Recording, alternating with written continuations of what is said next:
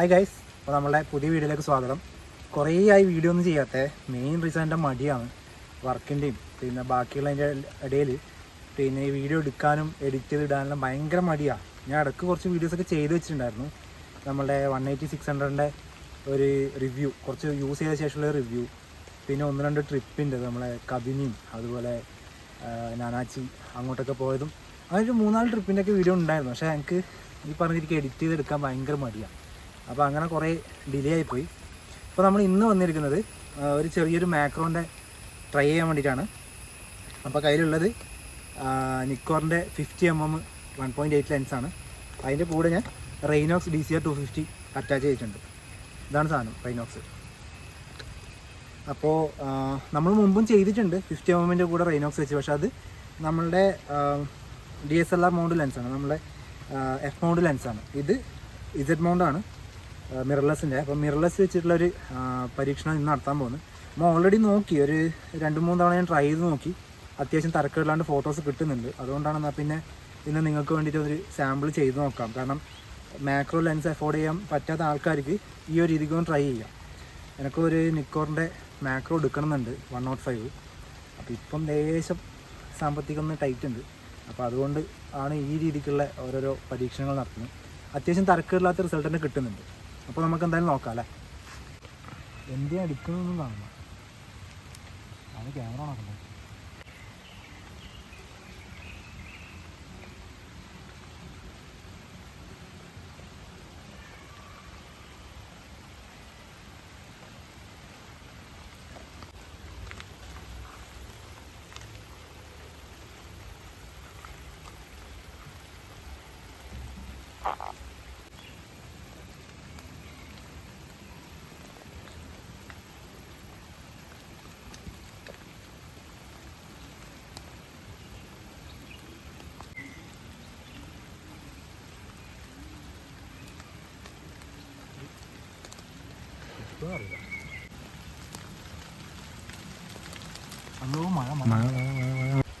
അപ്പോൾ നമുക്ക് ഒരുപാട് സാധനങ്ങളൊന്നും കിട്ടിയിട്ടില്ല.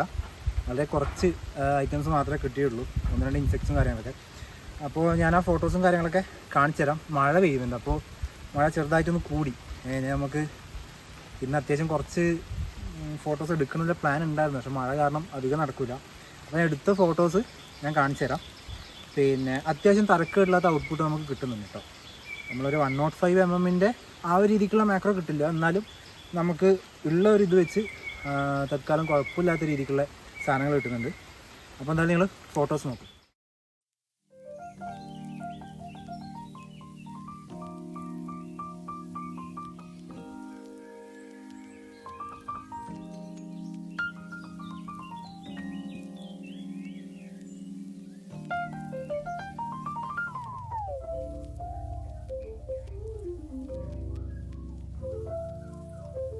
ഫോട്ടോസ് ഞങ്ങൾക്ക് ഇഷ്ടപ്പെട്ടു എന്ന് കരുതുന്നു. അപ്പോൾ നിക്കോണിൻ്റെ ലെൻസുള്ളവർ, നിക്കോണിൻ്റെ മാത്രമല്ല പിന്നെ കനോൺ ആയാലും ഏതായാലും നിങ്ങൾക്ക് ഈ റെയ്നോക്സ് ട്രൈ ചെയ്യാവുന്നതാണ്. 52-60mm വരെ ഡയമീറ്റർ വരുന്ന ലെൻസുകൾക്ക് നമുക്കിത് അറ്റാച്ച് ചെയ്യാൻ പറ്റും. പിന്നെ ഇതിന് ഏറ്റവും നല്ല റിസൾട്ട് ഞാൻ കണ്ടിട്ടുള്ളത് നമ്മളുടെ 70-300mm ലെൻസിൻ്റെ കൂടിയാണ്. അതേപോലെ നമ്മളെ 105mm മാക്രോൻ്റെ കൂടി നല്ല റിസൾട്ടാണ്. 105 മാത്രമല്ല 90mm ആയാലും ശരി, മാക്രോ ലെൻസിൻ്റെ കൂടെയൊക്കെ അടിപൊളിയാണ്. പിന്നെ ഞാൻ അതുപോലെ നമ്മളെ നിക്കോറിൻ്റെ തന്നെ Z50 ഒരു മൈക്രോ ലെൻസ് വരുന്നുണ്ട്.